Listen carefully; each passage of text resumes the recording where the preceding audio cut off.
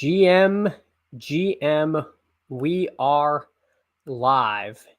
And I didn't have my screen share up. I was expecting to see Underdog on my StreamYard, and instead I see a big yellow screen. So you're now being let behind the curtain, and here we go. So you may be asking yourself, why are we in horrible light mode? What has happened to my eyes? Why doesn't Underdog have a light mode for their draft icons? And they say no sane person would want to look at this screen, but my lighting situation, it is very rainy here where I am, is so poor that I need the light mode or I appear extremely dark. So I'm just going to hop into a puppy and we're going to see what happens. 20-second puppy. If anyone wants to hop in, we are waiting for 6. Wow, this is so, I don't think I can stream like this. This is a war crime. This is an absolute war crime. But let me see if anyone wants to hop into this live on the YT machine. Waiting for 6 for a 20-second puppy. All right, so let's see if we can get the word out. Today, the schedule release comes out. So now we're down to waiting for 3. So today, these are going to be some of the last drafts before we know the schedule, before we know the Week 17 matchups, and that's going to affect ADP quite a bit. I'm all right. I'm just going to be dark, everybody, because it's heinous. Best Ball on call. You did make it. Welcome. Thank you so much for coming by. If you want to hop in this, we are waiting for 1 here. Yeah, a lot darker today. Let me know if my mic sounds okay. Yesterday, I realized I was watching the stream back, and now that I have a webcam, it has a built-in mic that I did not want it to use because I have a dedicated microphone, and so I sounded kind of tinny, which I was not happy about. But I think I got it fixed. Hopefully, we've got the right input in, and hopefully, it sounds good. But yeah, this light mode, like drafting like this, like what are we doing here? This is unacceptable. Yeah, hopefully nobody was blinded in the melee there. We're still waiting for 1. See if anyone wants to hop in.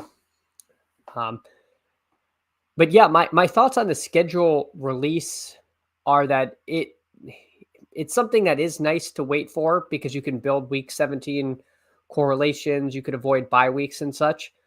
But there is a chance that ADPs are going to shift, and some people you like are just going to get pulled up because of a matchup.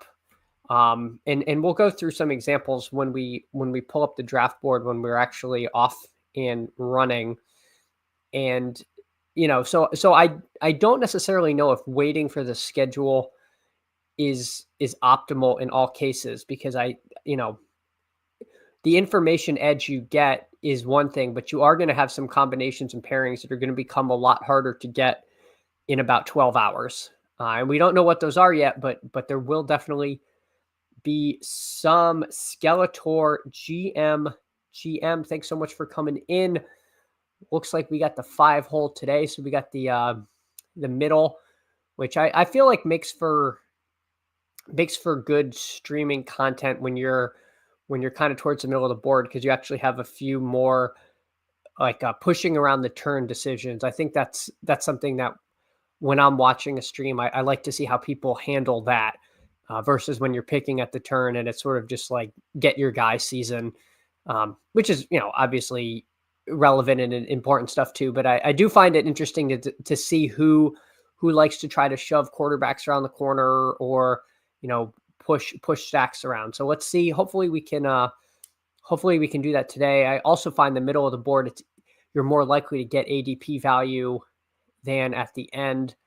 So let's see if any of that holds up. Greg, GM, morning gang, you have claimed the 8-9 a.m. hour, and we love it. Yeah, I mean, it was open.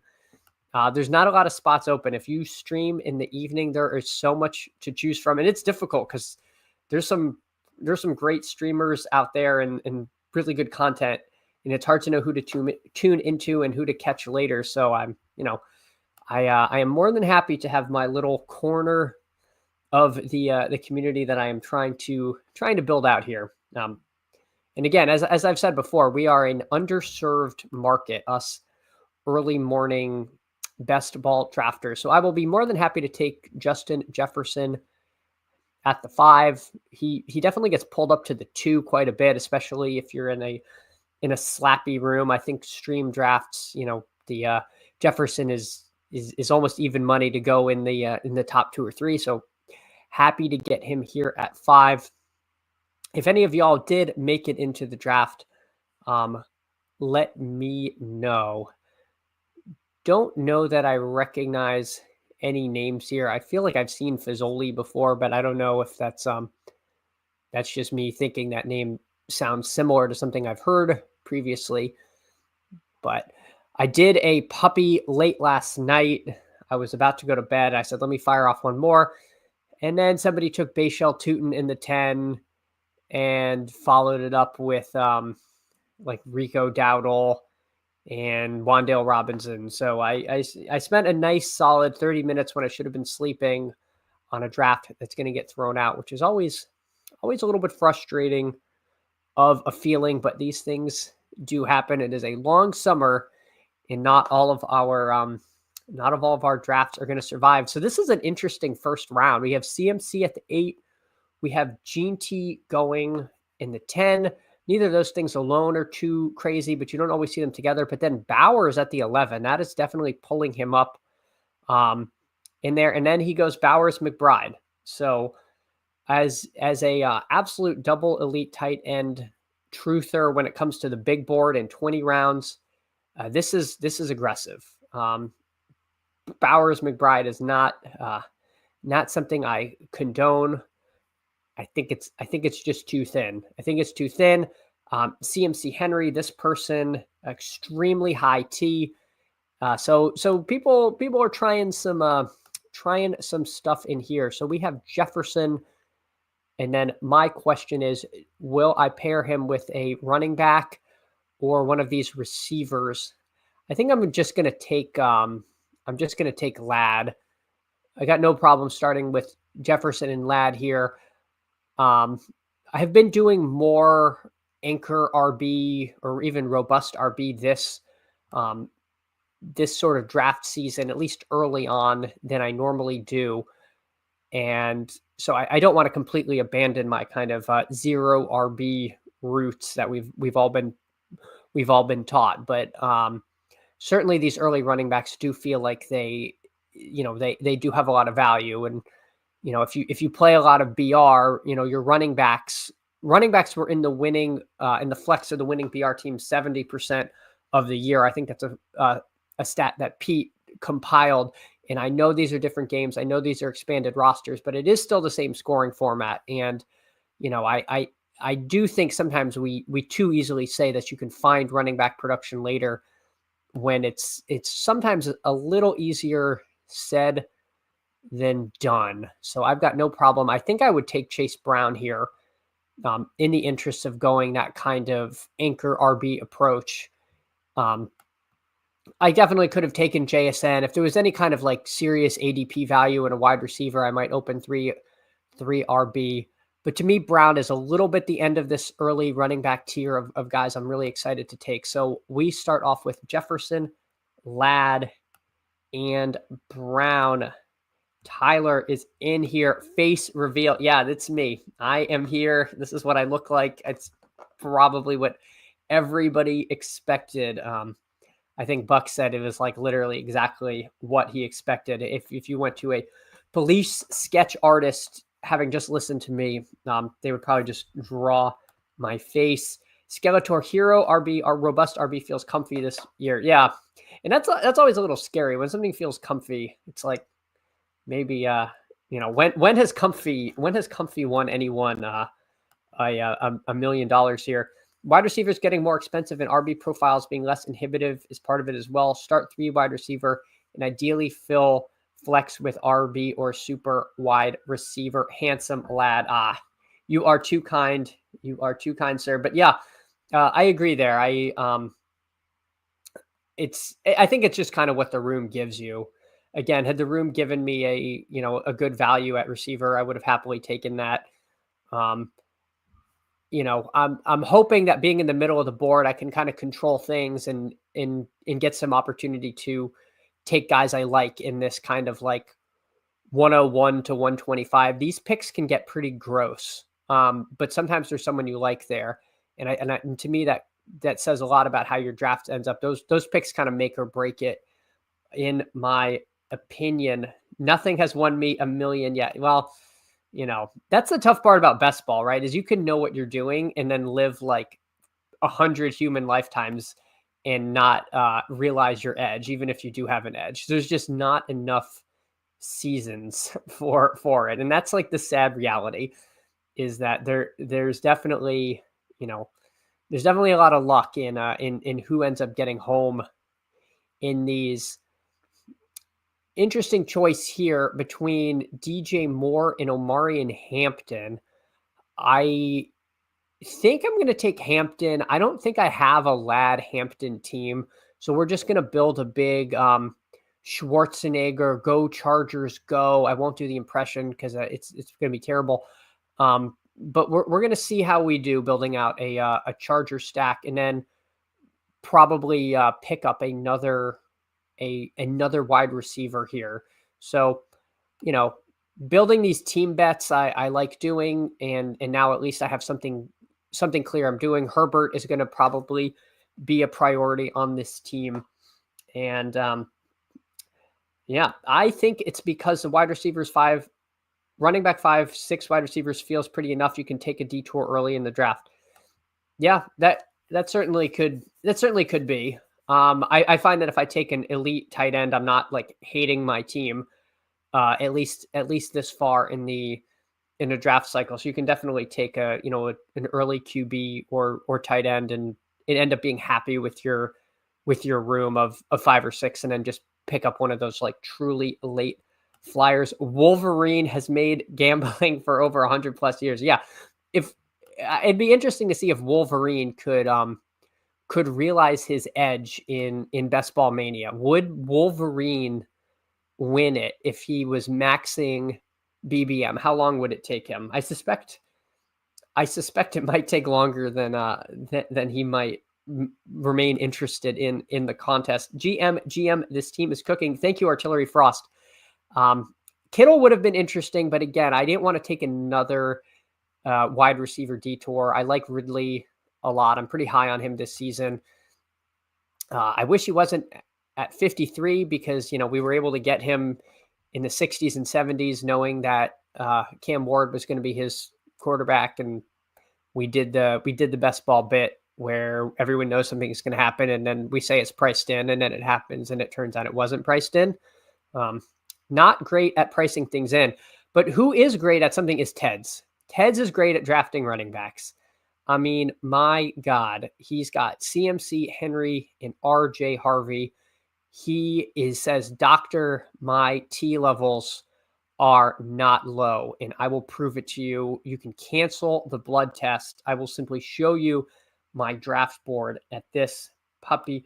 Karain was ahead of it not being priced in. Yeah, Karain has been around the block, and he knows we do this bit every year. And then you say, no, surely not.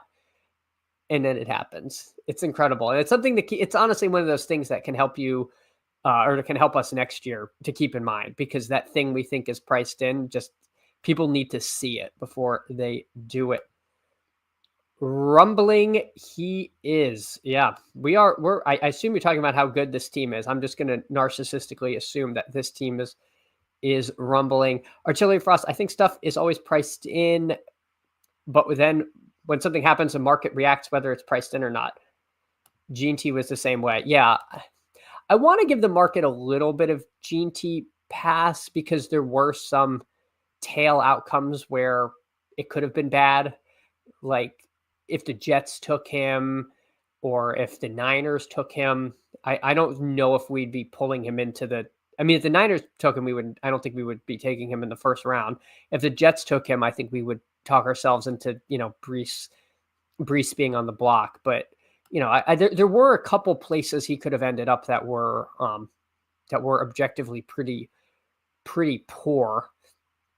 So we've got Brown and Hampton, and then Jefferson, Ladd, and Ridley. By ADP, the pick would be Olave. I'm kind of going through a little bit of a Debo phase, but I'm just gonna take Olave here. I don't mind him as a fourth receiver. Obviously, there's a lot of concern with the passing game in New Orleans, but I'll take the swing on him. I'll take the swing on Olave. Maybe a little bit of a resurgence, 5 picks of ADP value, nothing to write home about, but again, I kind of want to vary my receivers. I don't want to click the same guys every time. So Cam Ward to the Titans was a lot more locked in. That's true. Yeah. I mean, it was essentially, settled at that point. It wasn't like a Joe Burrow where they had the contract signed, I don't think, but we were pretty sure. Pollard would have been probably my pick, because then I would have had, a couple team bets. I could have had Ridley and Pollard. Being that he was not, I think I'm just going to take again. I think I'm just going to take Matthew Golden at ADP, get a fifth receiver. I could have taken Hawkinson, but that feels like a little bit of an ADP reach on Hawk. He sometimes comes around. He's not impossible to get in the 90s. So maybe we can get him, make a little bit of a Vikings bet there. A little bit of weird things going on in Green Bay with Drew Rosenhaus, super agent, having to go and, get assurance for Reed that he's still the number one. It's a little weird. It feels a little childish that, somebody sends their agent to reassure them that they're the number one receiver, and the Chargers were like, oh yeah, of course you're our number one. All right. It's a little odd. It's a little bit odd that any of that happened. And then it was odd that it was widely reported. I guess it's not that odd. It's May 12th is when it came out. So, did you catch any of that ETR overlay debate? And if so, what was your takeaway? Feel free to leave it alone if we're beating a dead horse. Yeah, I mean, they summarized it far better than I ever could. My position has been that I think Underdog should have just said no overlays from day one. They didn't. And then anything beyond that, you're pretty much just drawing arbitrary lines where you feel some level of comfort. Enforcement, as they mentioned, is a huge issue. So you're going to have some people are going to be able to set it up on a monitor off screen or a different machine or some air gap thing. People are going to try to beat the system. So I don't know. I don't have any problem with them, because again, there's so much variance. If somebody has a time machine, we should probably ban that. But short of that, we're just making so many projections into the future. We're making teams we think are good, but have no idea if they actually are. I'm just going to take Scatabo here because running back can get a little sketchy, and I like him as a third back on this team. A little bit of an ADP reach, but I think I need a third running back more than a sixth receiver. Jonnu would have definitely been a possible choice there, but I really don't have need for Kyler, Caleb, or Nix on this particular crew. So going over the team so far, we've got Chase Brown, Omarion Hampton, and Cam Scatabo at running back, Justin Jefferson, Ladd, and Ridley, Olave, and Golden at receiver, and no one in the tight end or QB rooms quite yet. GM overlays will just make you feel better if one of us raw dog bros wins it. Yeah. I mean, Pat, the story of John Henry is one of my favorite, tall tales. And, I don't know. Tall tale is the wrong word, because I think there is some historical basis of it, but him versus the steam drill in West Virginia, and just man versus machine. And, men were supposed to be useless by now. And we've somehow, hundreds of years later, it's still a relevant story. And will a machine tell you to take Trey Harris? I don't know, but if it did, I would listen to it, because I'm going to continue building out this Charger stack, add Trey Harris. I don't know if I want to wrap up my running back room or my wide receiver room at 6, but I certainly am happy with how this room ended up. Let's see where Herbert goes typically at 121. I think I pick at 125. So question will be, do I push him or do I just take him at 116 to lock up the stack? This Fazoli guy does not have a QB yet. Interesting. It'll be an interesting choice if I push him. I guess I'll see if there's another quarterback out there or if I can make it go. Nice. Yes. Anytime. I mean, I have to think in the history of humanity, there have been very few transitions from the legend of John Henry digging a railroad tunnel and drafting Trey Harris. This has to be one of the few times in history that's happened. So I am glad that everyone could be there for that. Let's see.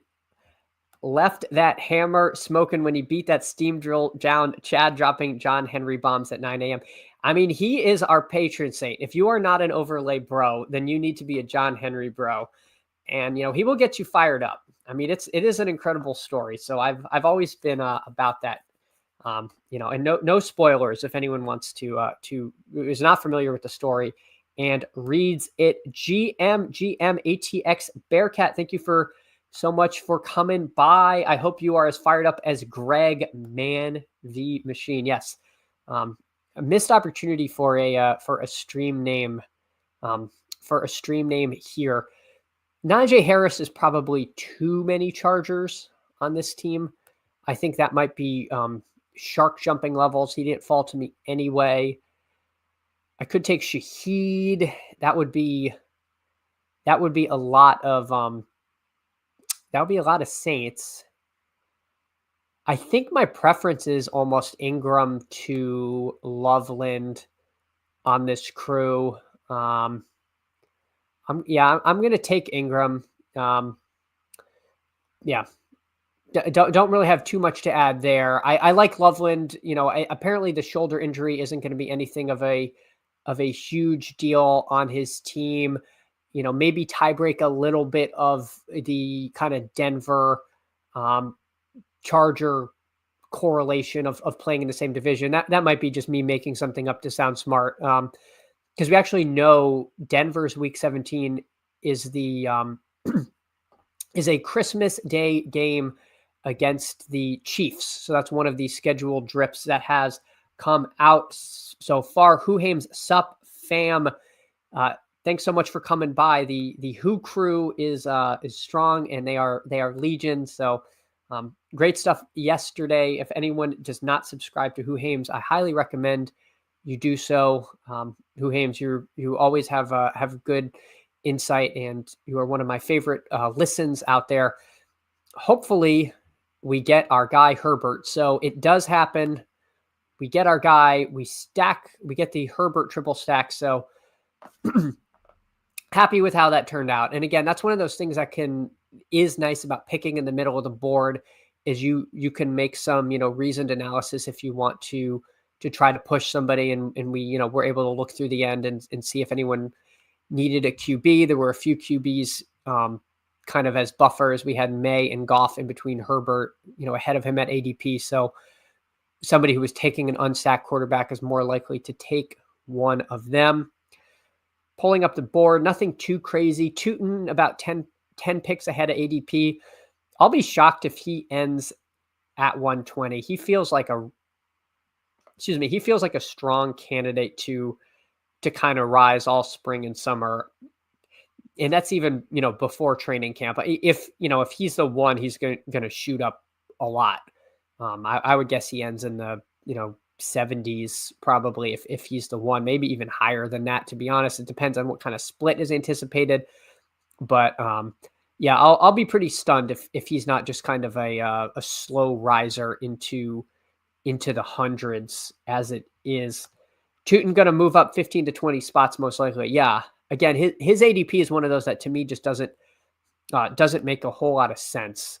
If you want to, I think you can make arguments. If you think Etienne or Bigsby is going to carve out a role, then they might be big movers too. But to me, if I'm putting my chips in on a Jags back in May, it's definitely going to be Tootin with a new regime coming in. The dude in our draft last night took Tootin at 10. Yeah. ATX Bearcat, I mentioned at the beginning of the stream, I was in one that, and you were in it too, that was canceled. That was unfortunate. But maybe his goal is to bring up Tootin's ADP.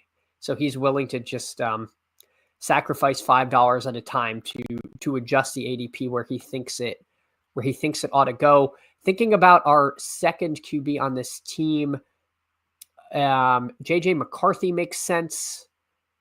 We could potentially get Cam Ward.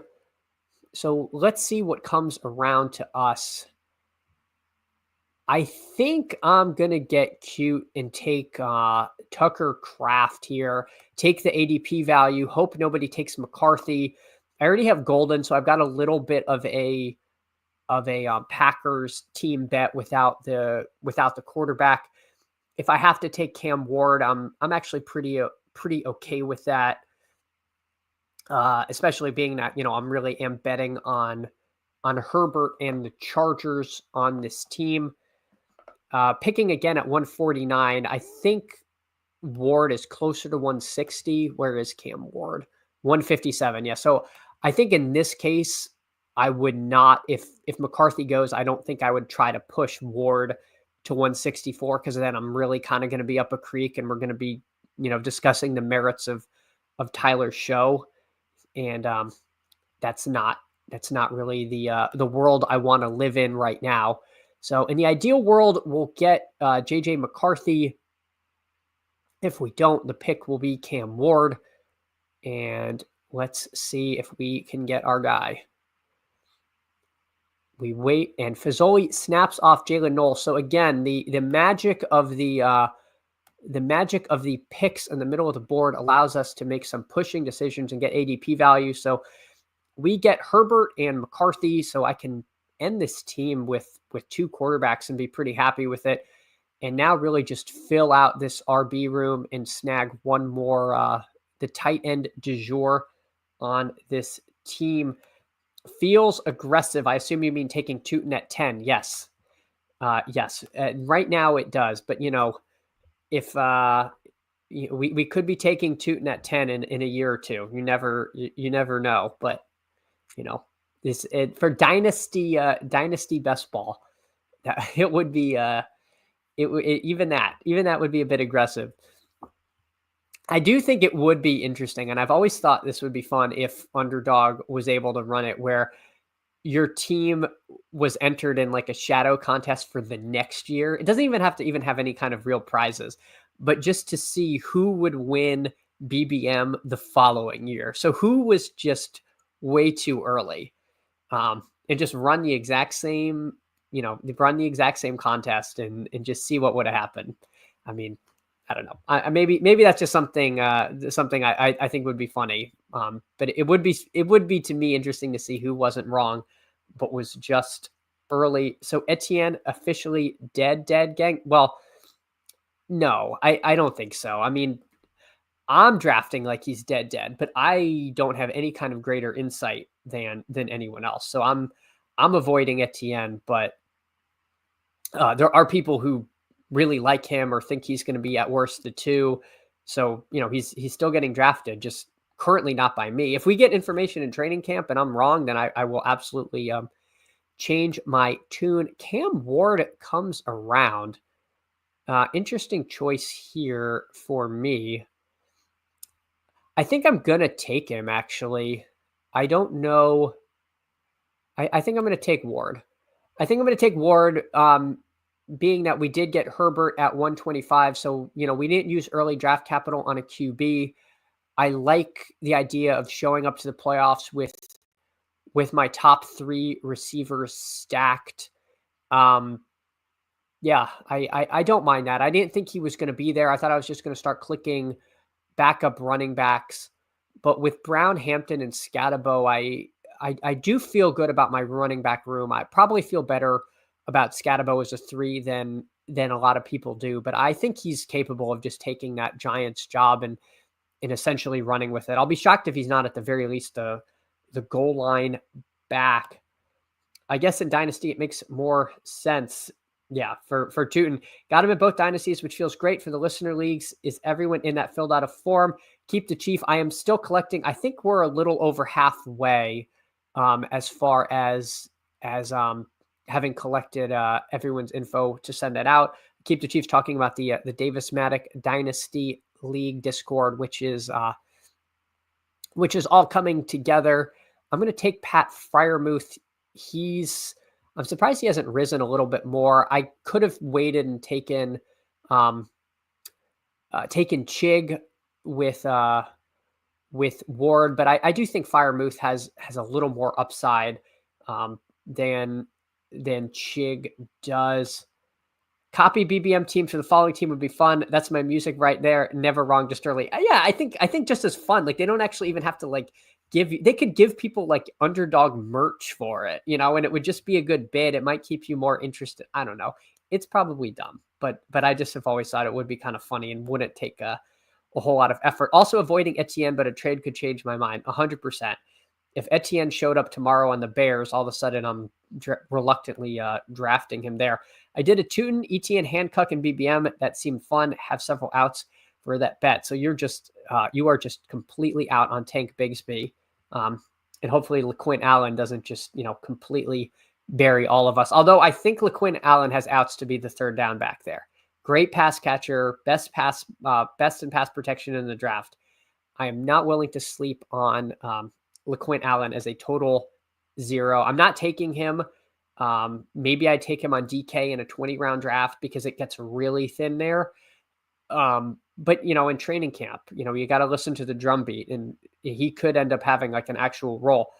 I believe I put in the form. Happy to co-manage. Awesome. I appreciate everyone's been so flexible. So I'm glad that people are willing to do that to kind of keep the league size manageable.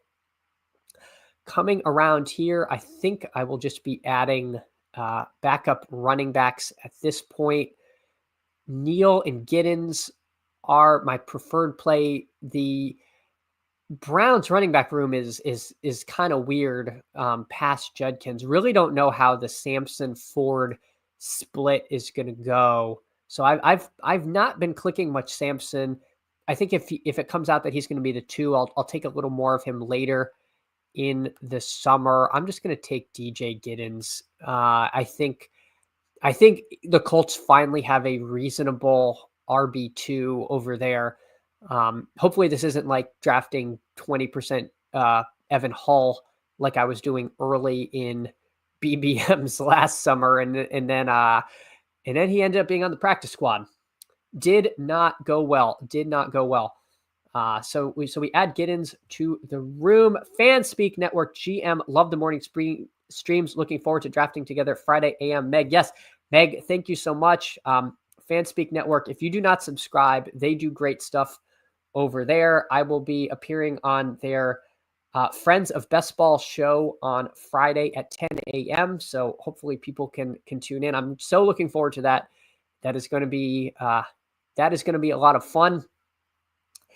Sampson is a way better player. I think it's Jover for Ford. He's definition of a Jag. Yeah, Ford taking not 1 but 2 running backs is pretty bearish. I'm going to take Marshawn Lloyd. We already have we've got Golden and we've got Kraft. So now again, we've built out a little bet on the Packers, and I think that's pretty solid there. So my question is going to be a 6th running back or a 7th receiver. I think for this team, I'm going to take a 7th receiver. You could definitely make an argument of making this a 3-6-6-3 team, but I do think I like the I do think I like the running back room enough to take a dart on a wide receiver. And in this case, I think the dart I'd be going for is Ty Felton. There's a few names I like. Savion Williams, if I wanted to continue the Packers bet, or if I had gotten Love, I think that would have made a lot of sense. So I'd be happy with that. Felton, third round draft pick. He's not taken in every contest. If you think there's a chance that Addison actually gets suspended this year, then I think Ty Felton is not a terrible click here. NFL sending London the Browns. Yeah, I know that. It is funny that London just keeps getting just like absolutely terrible games just over and over. And the poor fans of Cleveland, right? If they got their team stolen over to Baltimore, and then if they like lost a team to London, I just fear for Browns fans. They're pretty diehard. That would be a pretty tough run out. Love all your stacks with a QB1, Meg. Thank you. Yeah, I think what I learned last year is that those big team bets are really what you kind of need to pay off, and you can end up burying single stacks with double or triple stacks when a team has one of those eruption weeks that you kind of need to win a contest. So we'll take Felton there. We'll wrap the team up with Herbert, McCarthy, and Cam Ward. Running back room of Chase Brown, Omarion Hampton, Cam Scatabo, DJ Giddens, and Marshawn Lloyd. Wide receiver room of Justin Jefferson, Ladd McConkey, Calvin Ridley, Chris Olave, Matthew Golden, Trey Harris, and Ty Felton. And a tight end room of Ingram, Kraft, and Firemuth. So thank you. Yes. I am a Browns fan. I feel nothing. Yeah, my good friend of mine is a long-suffering Browns fan. But as a Dolphins fan, we have not won a playoff game since I think it's the year 2000. I want to say it was 2000. So it's been like 25 years. Not great. So it is tough. I assume this is directed at the Browns people. I do have to say, I want to do another, but I don't think I can run another draft. So this is going to be a little shorter of a stream. I try to get in at least two, but I think today I unfortunately am going to have to keep it to just one. But I will stick around to find out who Skeletor wants as a as his QB1 and their cavalcade of mediocre quarterbacks that they have there. Casey didn't win a playoff for 20 something years. I feel you. Yeah. I mean, at least your story has a happy ending, unlike the Dolphins, which, even when we had Marino did not have a happy ending. Texans, not the longevity of pain, but we have our own. Yeah, that's unfortunate. I also really miss the Oilers name. I think the Oilers name and color scheme is just so like cool and retro, and we lost that. And the Texans like logo is just from that early 2000s era, and it's just from that moment in time that I don't think the Dolphins current logo is from that same era, and it sucks. Dolphins logo looks like it should be the logo of like some kind of like budget airline. It's bad. I don't know why we don't go back to the throwback. Keep the Chief is a Browns fan. Just want to lose every game this season. I don't care who starts. That is grim. Who knew there are that many Browns fans are everywhere, man. They are everywhere. There are Browns backers bars across the country. Yeah, you will find Browns fans everywhere, and they are loyal and passionate. You cannot say anything about their willingness to support their team, even when they stink. Sounds like you're upset DTR was traded. If you want to lose DTR, my God, I am older, and that's the team I grew up with as a kid. Lions, lots of suffering, but it's looking up. Yeah, the Lions, I mean, that's a fun team right now. Like not in the like Pete's best ball guy. That's a fun team. Actually, like I'll watch anything. But Lions games are like appointment TV. They are actually fun to watch. And I am glad that they've put that together over there. And the Lions deserve, something fun to root for. We have to lose more than the Steelers. Yeah, Browns and Steelers fans are like oil and water. They do not go well together. But everyone, thanks so much for hanging out. If you haven't liked and subscribed, that would help me out a lot. Trying to get to 100 subs. Hopefully we get there, at some point this summer. That would be pretty exciting for me, and try to keep this going. I'll try to stream a bit longer. I like to get in 2, but today, real life is getting in the way. So I will see you all later. Again, thanks all so much for stopping by. Hartman, again, thank you for stopping by. Thanks everyone who came over, and I'll see y'all soon. Take care, everyone.